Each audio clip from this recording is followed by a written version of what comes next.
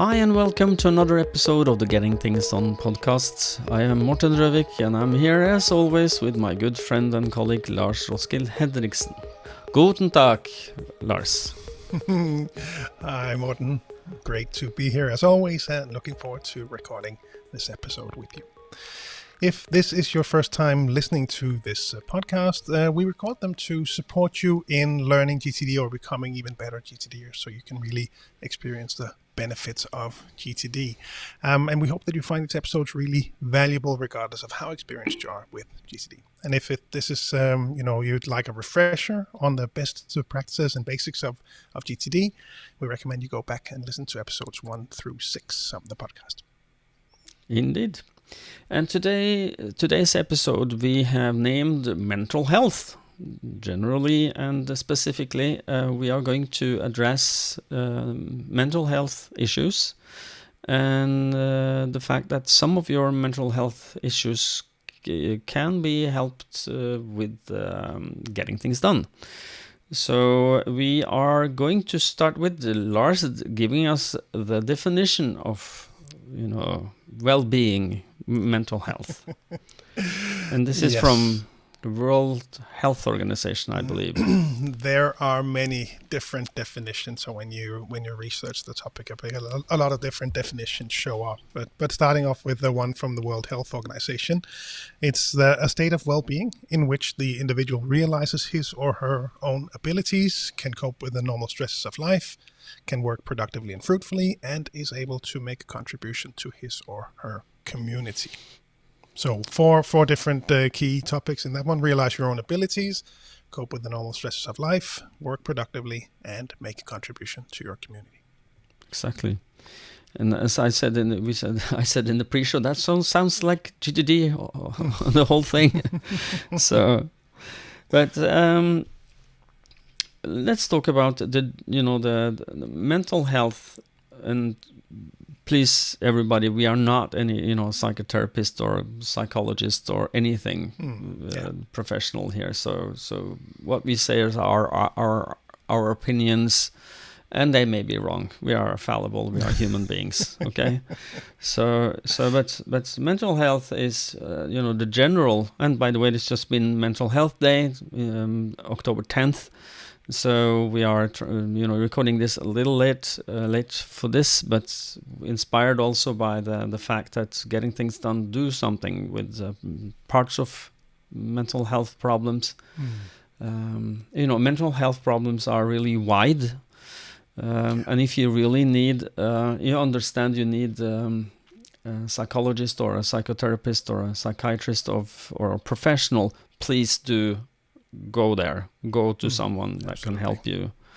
And we are going to put in the show notes a link to, of all things in this world who could talk about mental health, Netflix has put together a very good page for you that's called Wanna Talk About It, and we will link to that, wannatalkaboutit.com, where you will have national resources. So if you come from Finland or wherever you are listening, it will show you local national resources for mental health. So if you're carrying something you feel very difficult to carry, go talk to someone.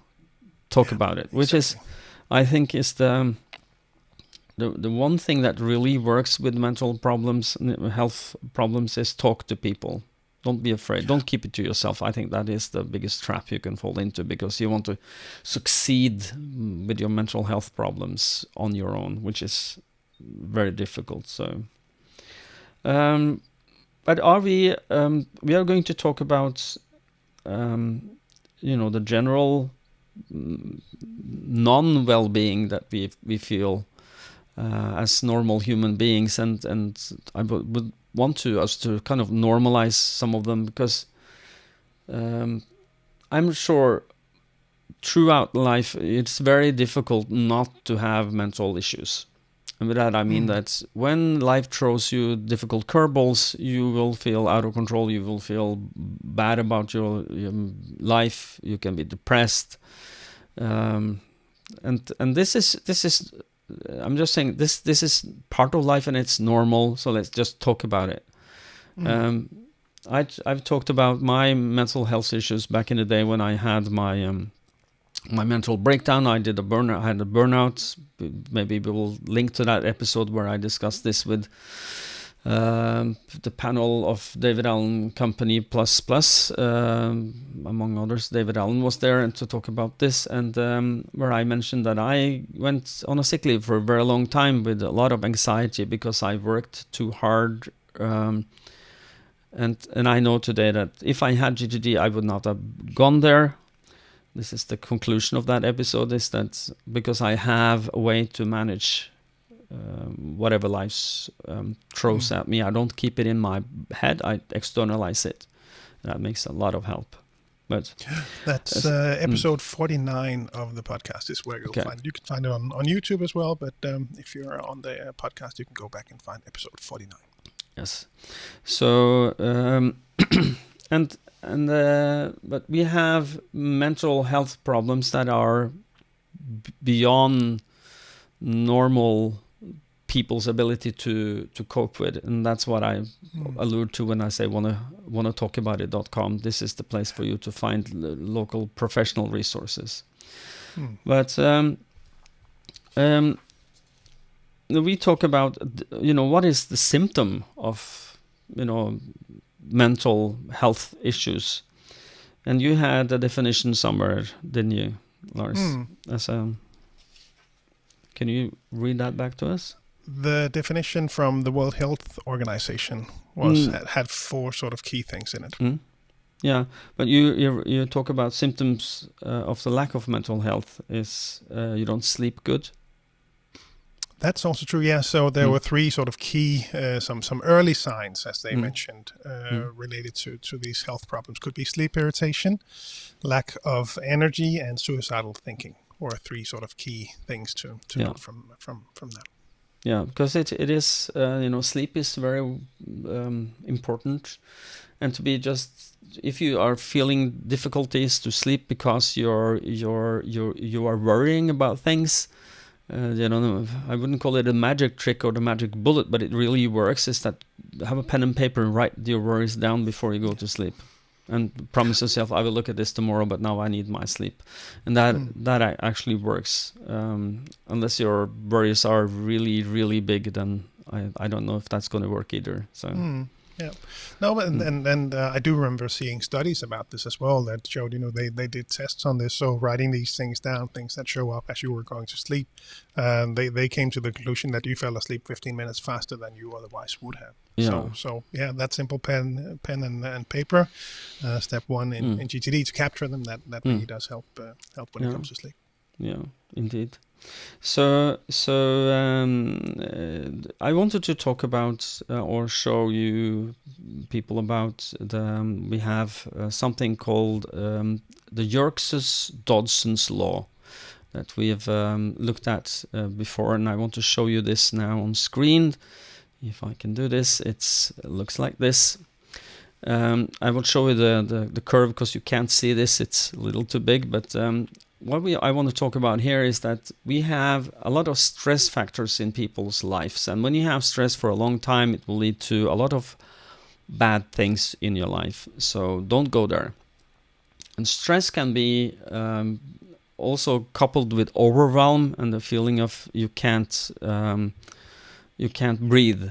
And we talk about one of the things that really is something getting things done is doing something about, and that we think that a lot of the stress contributors in the work life is mismanaged expectations. And what do I mean with that? Well, I mean that when you give yourself too many things to do and there is not enough time, then you have mismanaged expectations, both from yourself and from others. So if your manager believes you or wants you to deliver on expectations you are not capable of, then you are in stress. So let's look at. It's worth mentioning for those listening that there will be a link as well in the show notes, so you can go in and see this as well as you listen along if you want. So let's look at the curve itself, and then we will go and talk about the different parts of it. And I will hide this if I can now, Lars, if I can make us go away. Let's see. Where are we? Technology is cool, but you have to find the right buttons. There we go. Now we disappear. So if you look at this curve now, this has a performance axis and a stress level axis. And you have symptoms. So when the stress level is increasing, your performance will increase until a certain point. And there will be different, what would you call it, symptoms or places where you will understand, you will feel that something is off. But if you look at this now and we look about the stress levels, is that a little stress level is good, or in the Goldilocks zone of stress, it's good.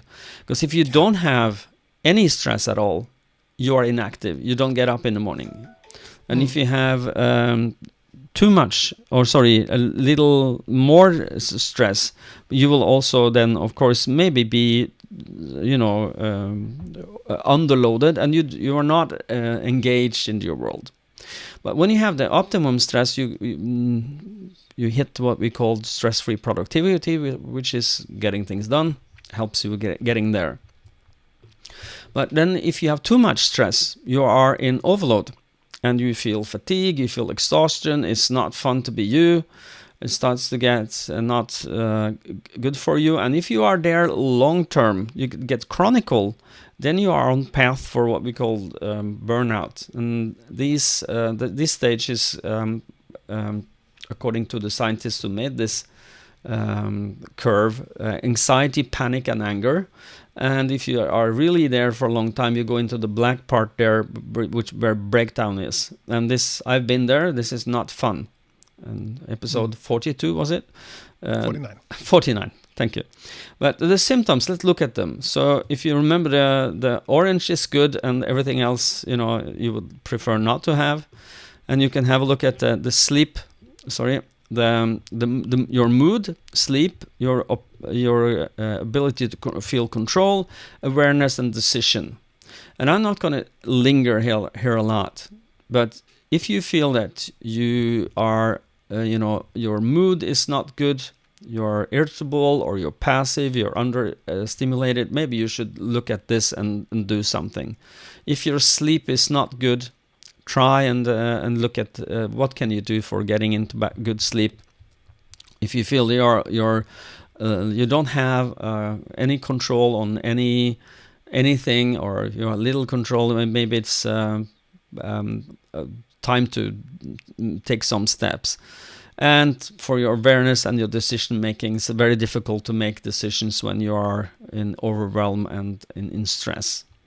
And so the ideal is orange, where you have the optimum part of stress, where you have the optimum amount of stress, where you can feel I am getting up in the morning, I'm making decisions about what to do, I feel in control, I am not overwhelmed, I feel it's fun, and I'm at the edge of little too much maybe sometimes, but I rang it in, and I'm in control of my life.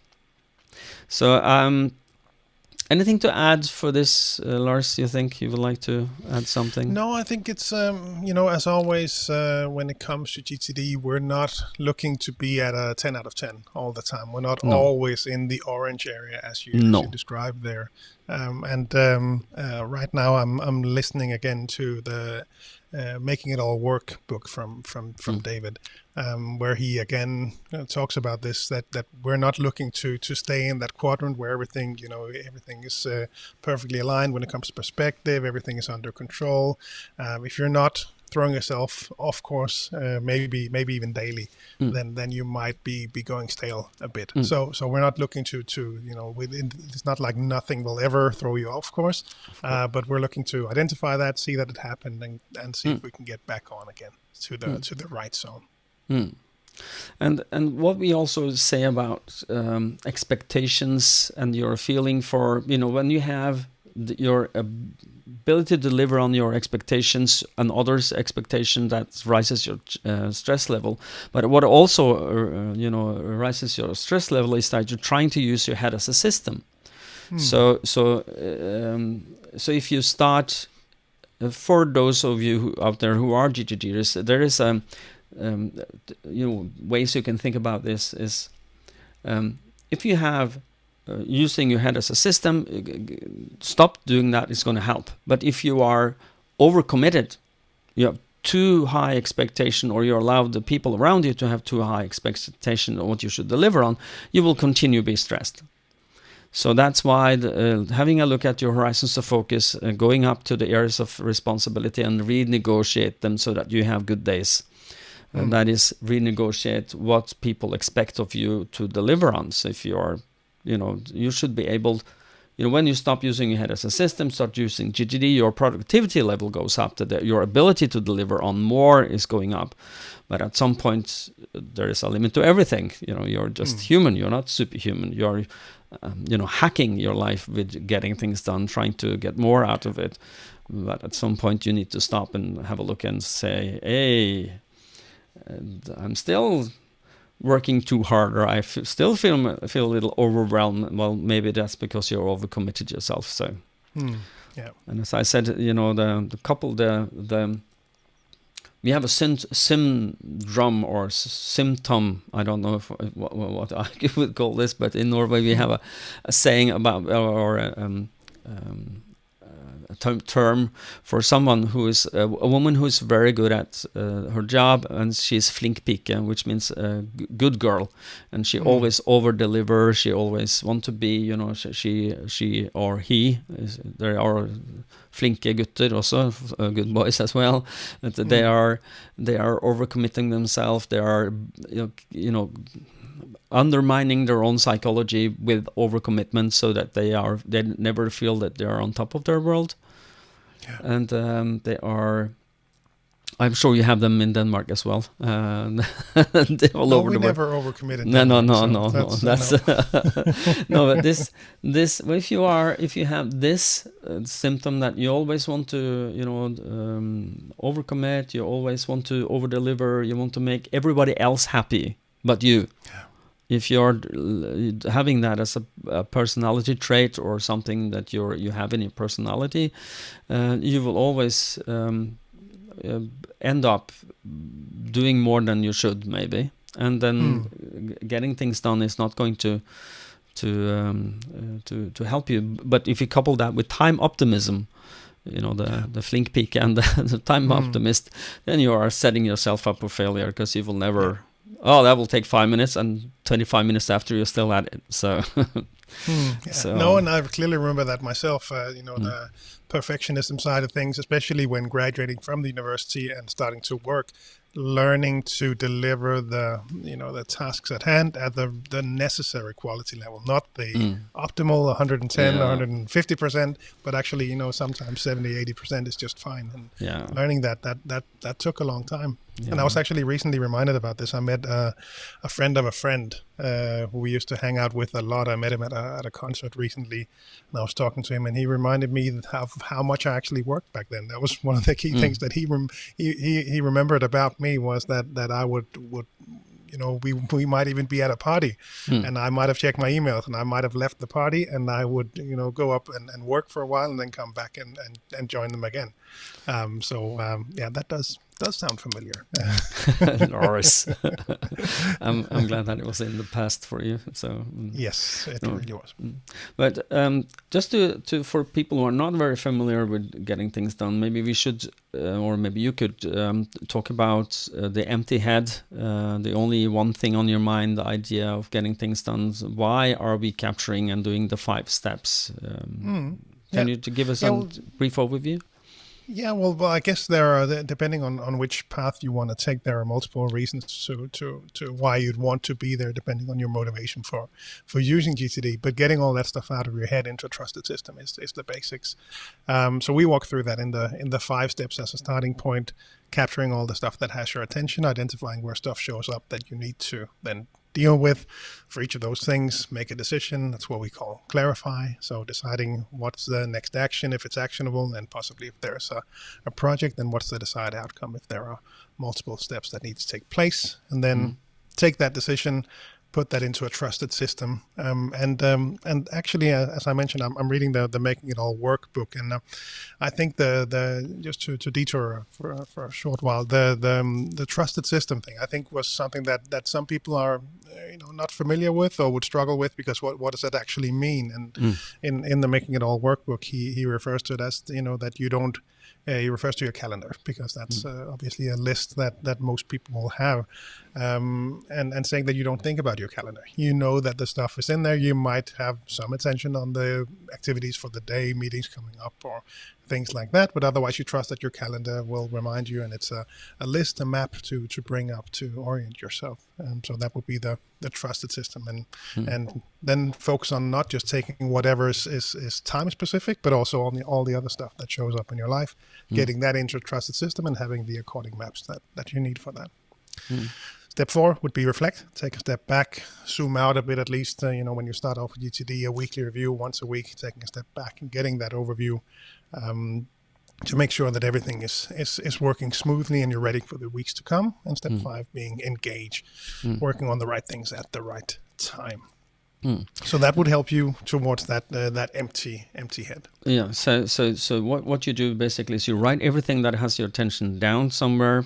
Then you, for making it keep staying out of your head, you have to clarify what it means to you. And park it somewhere. The decisions in a system you trust, so that it will stay outside your head, and then you will have to reflect on it on a regular basis to maintain an overview and a feeling of control. And then you have to engage and do the stuff that you decided to do. And if you do that, your head will stay empty, or your mind will stay empty. And it is easier to then focus on what's in front of you. But if you don't do that, if you do what a lot of people do, is that you are trying to have more than one thought in your brain at the same time. You are reflecting, and you are interrupting yourself with conflicting thoughts and ideas. And I haven't done that. I forgot that mail to Bob. I have to sending that mail, and I have to call my father because something. And then all of these things are conflicting in your brain, and you're trying to reflect on them at the same time. That's not possible. That comes with a cost. That cost is more time usage, around 50% more time, and your stress levels will go up, your cortisol level in your brain will go up, and you will be in stress. So the reason we are trying to do getting things done, getting things out of your head, is to lower your stress levels with a very practical way of lowering your stress levels. Yeah.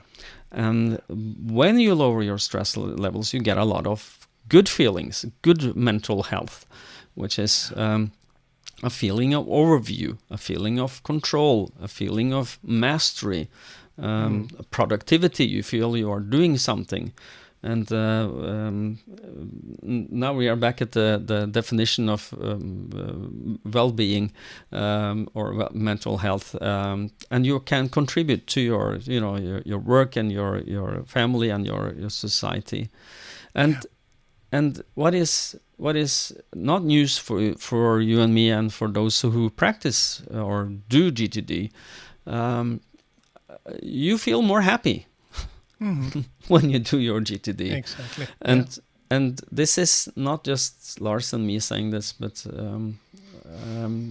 this has been measured. And correct me if I'm wrong, Lars, but we have 2 different surveys. Both of them, I think, are from our UK partners, Next Actions Associates, or Next Actions Associates and Partners in Germany, where they have measured how people feel about happiness after getting things done. I think that the numbers is between 72 and 82, or 71 and 82%, something like that. Sounds right. It says that they are more happy after they have started with getting things done. Yeah, exactly. And anecdotally, I can also tell you that I had just I finished my virtual coaching sessions with a client, and she's super happy. She write me emails, and she's like, I feel so good. This is so good.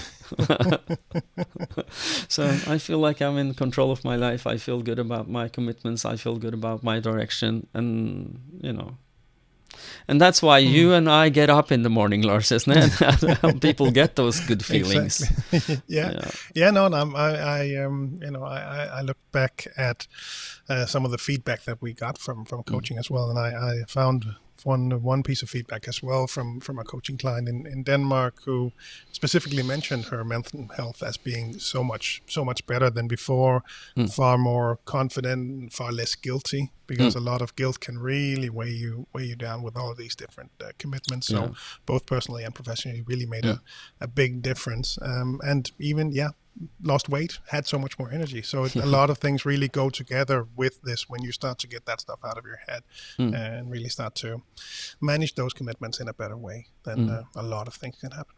Yeah, and we are there are alternatives to getting things done, and let's just look at them as we I've come across them. We have mindfulness, which is, if I understand this correctly, this is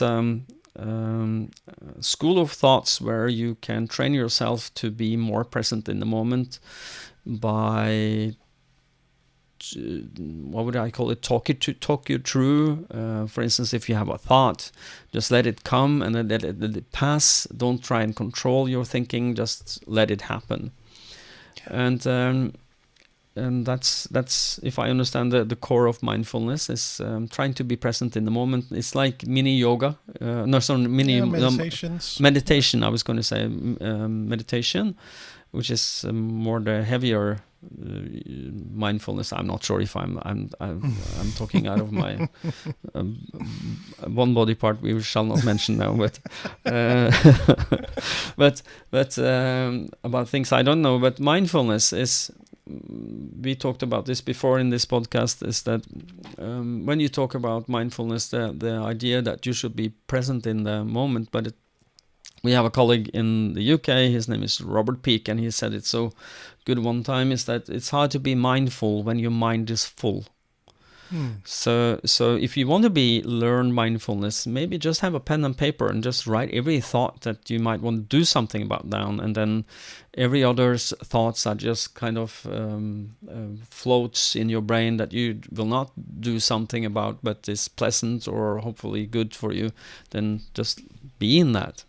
And I'm sure, and I know people who are doing meditation, people who are GTDers, who are getting extra something out of the meditation. So I'm not dissing, or I'm not, trying to put mindfulness or meditation down, but they work, I would say, better in tandem with getting things done. Yeah, definitely. I mean, the mindfulness practice is certainly a good step to get, try to be better at managing all the stuff that bounces around in your head. That's part of GTD as well. We just manage them differently instead of trying to push them away and learn to live with them. Then we try to figure out how we deal with them so that they don't keep showing up in there. Because I feel that if you are not writing them down out of your head, it's like trying to keep balloons underwater. The second you let go of the balloon underwater, it will float to the surface, it will pop up. And especially if you have too many balloons you're trying to keep underwater at the same time, it's going to be the same feeling. They're going to, escape you and pop to your mental surface and bug you. So yeah, exactly. Then we have like yoga, which is also an alternative for lowering your stress levels, which is very good for your body. I've not tried yoga myself, but I know people who are telling me that there are, good health issues, good mental health help in that.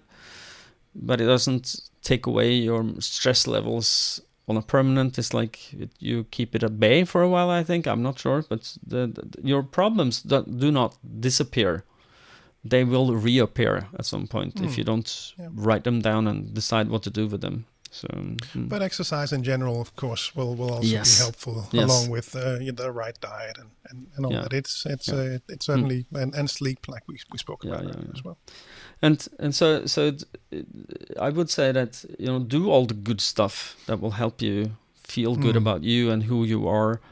And if you want to use getting things done for that, good. Continue doing that. Write stuff down that will help you. And it's it is easier to think clearly about your life and, do something about it. Take control of your sleep, take control of your stress levels. If you don't use your head as a system, just write the things down, people. It starts there. Just write stuff out of your brain. It's so simple, but it's so logical. So if you write something out of your head, you promise yourself, I will look at this later, and then later you decide what to do with it, if anything, and then park it in a trusted system if you're going to do something about it, so that that will be your calendar and your list system, so that you can then, when you are ready to engage, you can engage with it. But then you have to look at this system on a regular basis to make sure that nothing slips, you're in control, you're keeping your system up to date, and then engage with whatever makes most sense in the moment for you, either what you decided that's on your calendar or what you find on your list if you have a little spare time, or an hour or something in between. Yeah, exactly. So, and it does really help. It has helped me tremendously. It helps me every day, because I know I have too much to do. I really, I don't know about you, but I know you. I'm sure you have the same feelings. We have rich family lives. We are engage in things outside our work, and I'm trying to to build a business in the Nordic region with my partners, and I'm board member of a company, and that there are things happening in my life. It's very rich and it's very complex. I love it. But if I try to keep it in my head, I will kneel in a day or two, and I will start crying because I can't manage this in my brain. I need an outside system. So, yeah. Okay, so we really need GTD. That's why we're doing it, isn't it, Lars? We really need that structure. Yeah. No, but I was reminded about this recently with these commitments showing up and not being a good GTDer. I had a weekend ruined, might be a bit of a too big of a word for it, but it really impacted my weekend. I had a speech Friday morning, and then I was traveling abroad for a weekend away with a business network that I'm in. And for some reason, and I always tell people this in seminars and coaching, don't be careful with those emergency scans and checking inboxes when you're not able to deal with them, because you don't know what kind of stuff might be in there that might really take your attention away from things. And I got an email back. I checked the email. I got up Friday morning at 5 a.m. I had to leave early, and for some reason I decided, no, I'll just want to see what's in there, even though I knew I could not do anything about it during the day, and then the weekend was coming up. And there was an email in there that really threw me off, where there was a misunderstanding about something that I had delivered as a speech, which was supposed to be a different format. So it really was a big misunderstanding. And I was, it was a big client, was something that I really put my best effort into, and coming back to the perfectionism that I hinted at earlier, it really wanted to be excellent, and it really was the exact opposite, because it wasn't what they were looking for. And that thought, I really struggled getting that thought out of my head, and I just wanted to hang on to that reminder as why are we doing this? Why are we dealing with these things in the way that we do? So trying to get that out. And that led me also to that leads back to the overwhelm part, and also leads to the happiness part in getting all that stuff out of your head, because there is so much, it's great when you tick things off your list, and that probably makes you feel good, and it's great that we complete these things, but that sort of happiness might go away fairly quickly, where this, when you have the right tools to manage the stuff that shows up, then you don't feel so bad about things that aren't done yet. You don't feel so concerned about things that might show up. And when things do show up, you have a framework and a way to manage these kinds of things. So you're again not thrown away from that joy of just being present with whatever you're doing. That's really GTD, and I think that's a lot of what the feedback was in the surveys at Next Actions Associates in the UK. Really was to get all that stuff out of your head, so you don't continually feel bad for all the stuff that shows up. And it is something we've found, or that is the truth, is that what we call the Zeigarnik effect, where everything that's not finished in your life will have a piece of your mind, unless you write it down somewhere where your brain trusts it. Like when we use this in our keynote speeches and sometimes in the seminars. I think also that the idea of writing something down and park it where you can see it is very beneficial. For instance, if you go home, you're home, you're going to bed, you remember some papers you have to bring to the office the day after. You can't forget them. It's really important. Where do you put them? Well, a lot of people say I put it in front of the door, maybe in my bag in front of the door. And when you ask people, why are you doing then this? Yeah, well, this is not. I will not forget it. I don't want to forget it. And I ask, is that the whole truth? Maybe you put it in front of the door because you want to forget it as well. Because if you didn't put it in front of the door, what would happen is that you will be constantly reminding yourself it's very important. I can't forget it. I can't forget it. You will sleep bad at the same time. But if you put it in front of the door, you create an idiot-safe system. You will not forget it tomorrow morning because you will pass the door. You will see your bag. You will take the bag, and in the bag is what you need to take to work. And so this is parked in a place where in front of the door is your trusted system. But in the bigger part of life, you can't put everything physically in front of. Well, I'm sure you could, maybe like yellow sticky notes on your door, leaving home, and maybe sticky notes on the bus, and sticky notes in your office, and in the in the toilet in the office, in the door. Maybe everybody will put sticky notes for things they will not want to remember. So, but you need to have a place to park those reminders. That's in your calendar, and that's your list system, GTD list system. But then to park things outside your head so that you can let go of them. You don't have to remember everything you need to get done. That is a waste of your mental energy. So get it out. Put it somewhere where you can see it after and make decisions. Put it in a trusted system, look at that system, and then do.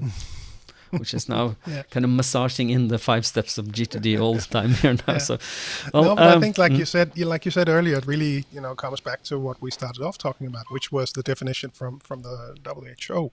Realizing your own abilities, that really is inherent in GTD. Coping with the normal stresses of life, we've talked about that. Work productively and fruitfully, that's certainly directly a part of GTD as well. And ability to make a contribution to his or her own community. So that's for me that's where a lot of the inspiration comes in, and I think you've touched on it as well. Why do we do GTD, and why other people contribute in the ways that they do? So it really all comes back to how you could use these 5 steps and GTD in general to support your mental health. Indeed. And again, I want to remind people that if you feel that you are in a position where you have serious mental health problems, please visit your local health authorities, talk to a friend, don't go silent. We mentioned wannatalkaboutit.com. We will link to that in the show notes. So if you're feeling that you're not coping with your life and need help, please get help. Exactly. And remember, get things out of your head. It makes a huge difference.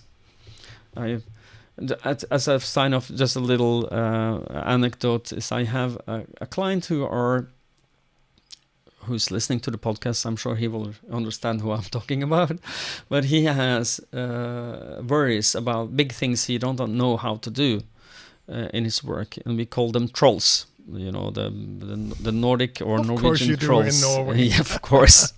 The trolls are scary creatures scary giant creatures living in the forest or in the mountains, and they are super scary. That's in the fairy tales of Norway.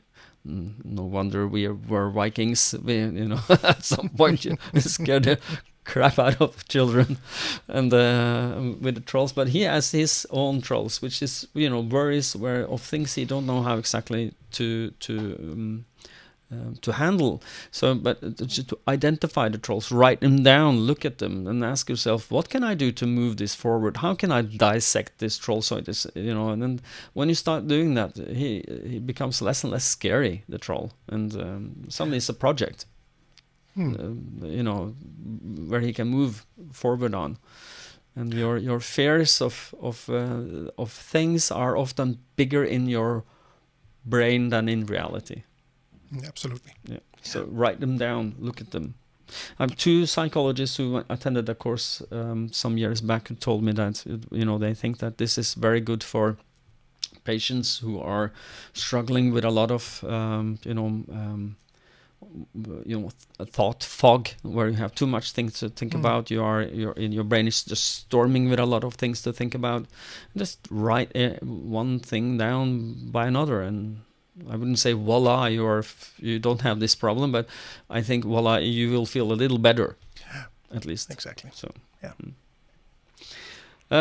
Should we say that's it for today? I don't know if you exhausted this. I think let's do that. Hopefully this was helpful for everyone to just talk a bit through this, and hopefully gave you some thoughts on how GTD relates to all this.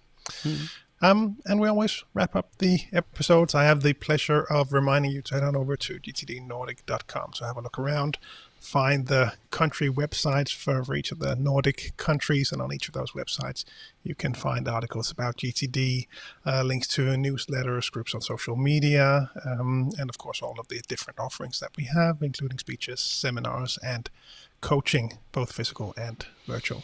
If you're outside the Nordics, gettingthingsdone.com is the place to go to find your local partners. And as always, we really hope that you find these episodes valuable. And if you do, we always appreciate it when you share an episode with a colleague or give us a good rating on iTunes. It really helps the discoverability of the podcast. We just passed 150,000 downloads of the podcast series. So thank you so much for listening. I really appreciate it. Yeah. Thank you everybody who listens, and thank you for sharing the podcast. And as Lars said, it really helps the discoverability of the podcast if you rate it somewhere. Amazon has, if you listen to Audible, give us a thumbs up if you feel that we are a podcast you will recommend to someone. So thank you for listening, and until next time, stay safe mentally and physically, and stay productive. Bye bye everybody. Bye bye.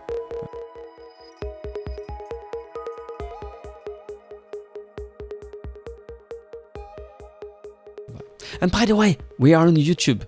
If you are not watching this, we forgot to mention that. I'm sorry, guys, or girls and girls. We are the reason we talk about the stress graph. I told you the stress curve explained is because this is also we recorded on the video. So if you go to gtdnordic.dk channel on YouTube, DK, or is that correct, Lars? That's your channel. We'll have to put that in the show notes. Okay, you will put it in the show notes, the links to the... So if you're looking at this not physically with the video, only listening, that might be a good idea. Then you can see us as well when we make mistakes and laugh. Okay, thank you. Bye-bye, everybody. Bye, everyone.